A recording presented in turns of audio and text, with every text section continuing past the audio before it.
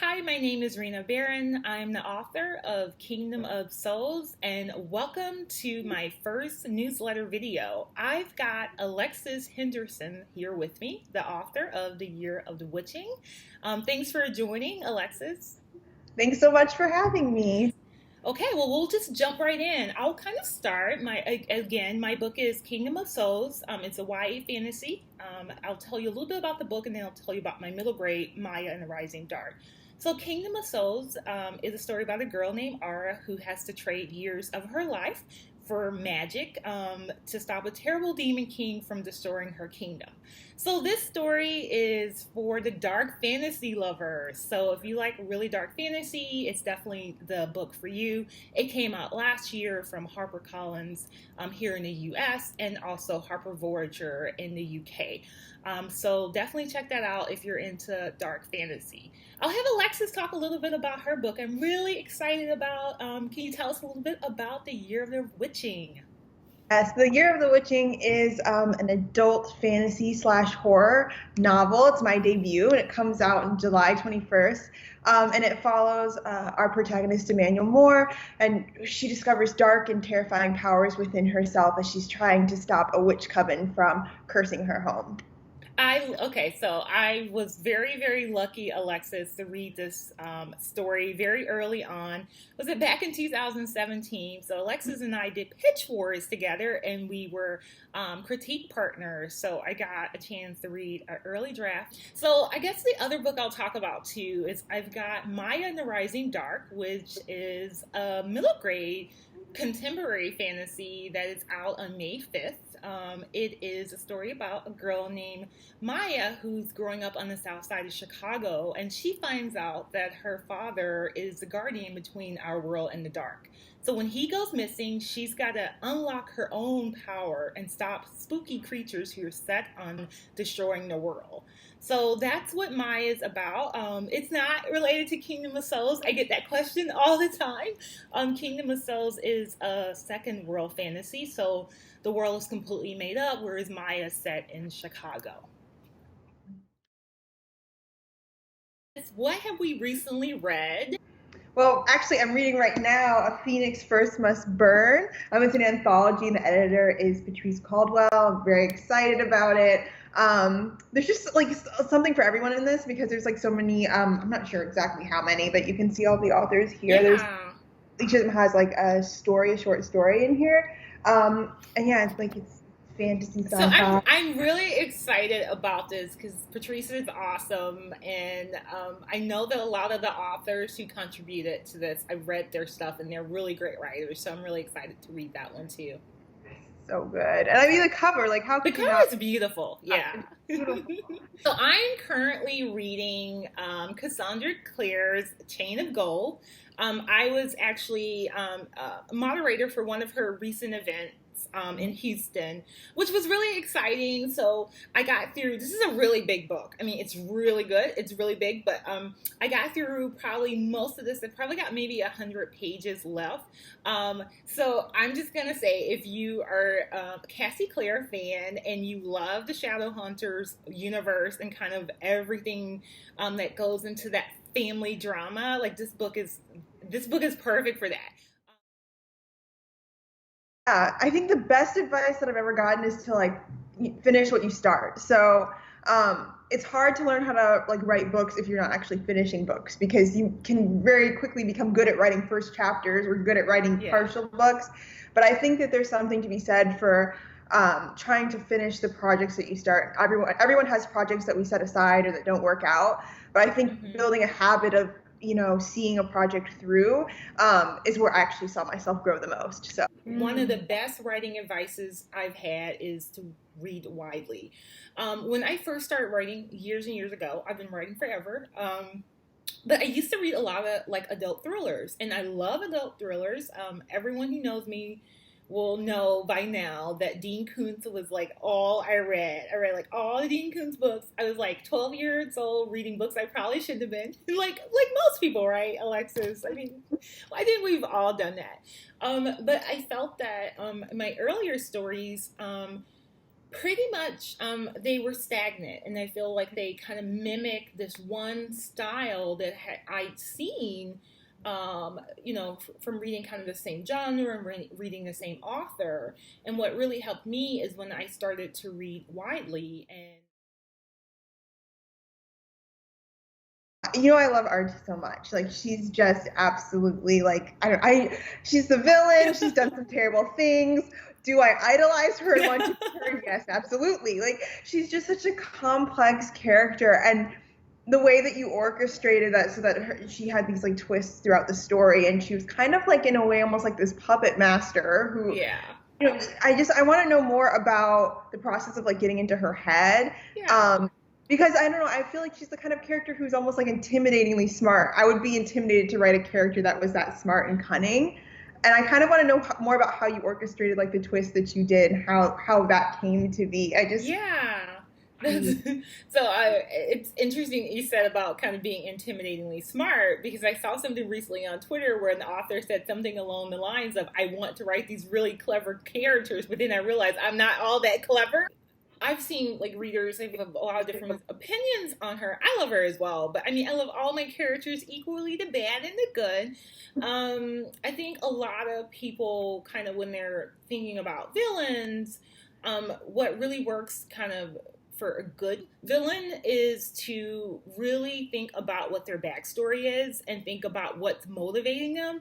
And I think that is what ended up being the key factors for making her a really well rounded, clever character. So, a little bit of the backstory about RT is that so she grew up in the tribal lands away from the kingdom. The book mostly takes place in the kingdom. She fell in love with a prince, basically the future Almighty One, which is the equivalent of the king in the kingdom. And people didn't like it because she came from a tribe. And then her family were witch doctors, so the kingdom doesn't really kind of respect that. So it was thought that RT bewitched the prince and made him fall in love with her, which isn't true whatsoever. That was unclear to people that it wasn't, but it's not. She didn't. They truly fell in love and they were going to get married. But because she was accused of bewitching him, she was tortured and basically made to forget a lot of her memories. So a very bad person. He was the Kai priest of the kingdom, which is like a religious leader for the kingdom. And he twisted her memories. So she kind of held on to one piece of herself that he wasn't allowed to twist. And this is where it gets kind of complicated. RT has always had a connection with the Demon King. And we know that the Demon King was imprisoned 5,000 years ago, but he's so powerful that he can still reach out to people who have a lot of magic. So a lot of people have asked me, oh, did the Demon King manipulate RT? And the answer to that is no. She was always the mastermind, but here's a person who held on to a bit of their humanity and wanted revenge for what was done to her. And it turns out the backstory, this Kai priest had done very similar things to a lot of women in the kingdom. And so he was allowed to kind of get away with this because he was useful in other ways. And I think we can all relate to that, right? The ideal of sadly. Yeah, unfortunately, right. I mean, we see with the Me Too movement, a lot of that, is coming out with folks who are like very powerful men who've taken advantage of many, many women and been a slap on the wrist or no kind of consequences at all. And that was what was happening with RT and what the Kai priest had done. So she, and this happened to her when she was very young. She was only 19 years old. So she decides she wanted revenge, not just against the person, but against the institution that allowed a person like that to continue for years hurting people. And so RT, her kind of cleverness starts very young. She decides to become the apprentice to the Kai priest who tortured her to learn all of his tricks. And then she then eventually uses those to bring down the whole kingdom. So it's she. I mean, and that's why That's it's fun. right. This is why we love her, because it's like, like, yes, some of the things she does, you know, is really awful. We know this. Not to give away all the plot points, but she does some really awful things.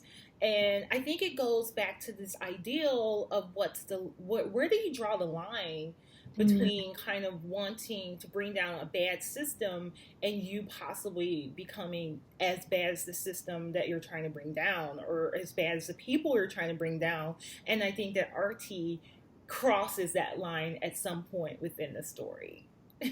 It's so intriguing to see too, because she's so conflicted. Yeah. You know, we'll see this inner conflict of like, I don't know, fascinating character. I love that explanation. I feel like I learned even more about a character that I already loved, and it just makes me want to reread the book right now.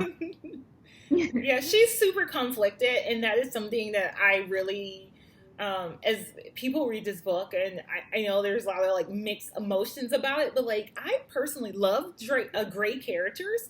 I really love writing great characters because I think that no one's perfect. We all make mistakes in life. We all regret things, and I think in particular writing in the YA space, I don't want this sort of Nancy Sue or this kind of perfect characters that has a kind of really superficial flaw. I think it's important to see characters actually grow and change the way people grow and change. This book, oh my god!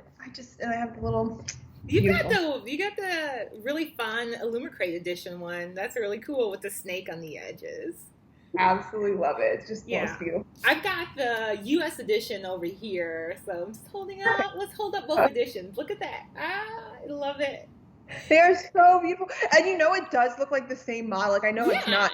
Actually, Yeah. they looks the same. Yeah, the models are very similar for sure. Yeah, you wouldn't know. Absolutely love this book. It's so beautiful. I have a question about the twist at the end being the big twist, the twist. The twist. Okay, the capital T twist. Twist.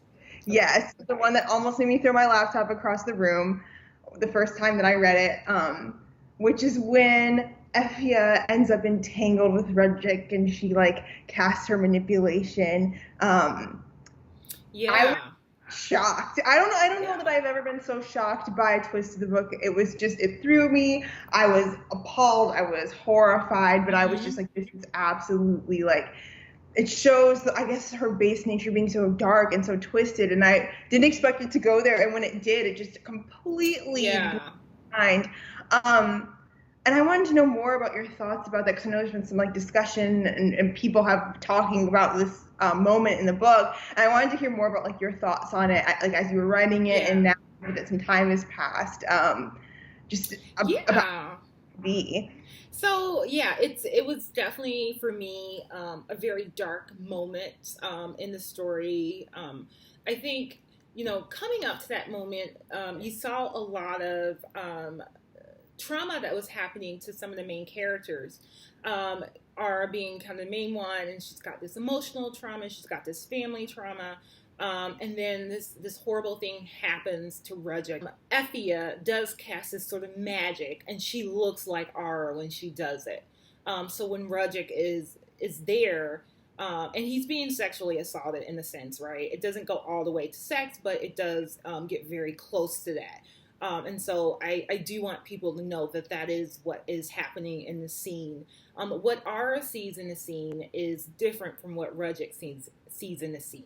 So Rudrick sees himself with Aura. Aura sees Rudrick with her sister. So it's awful, and it creates a kind of tension between them. People have kind of asked me about is, they feel that, Aura should have understood instantly, and that she's victim blaming Rudrick. And I think there's a little bit of a disconnect. I think for me is that here's a 16-year-old girl who is fully traumatized, who does not know what's going on and has seen one thing. So I think there's a little space in there of her trying to figure out like what is happening and her being really confused. And I think they kind of go through that at the end and this happens very close to the end of the book. So they Yeah. start kind of going through those motions and trying to figure things out. And a little bit of that will be touched on in book 2. They'll grow quite a bit.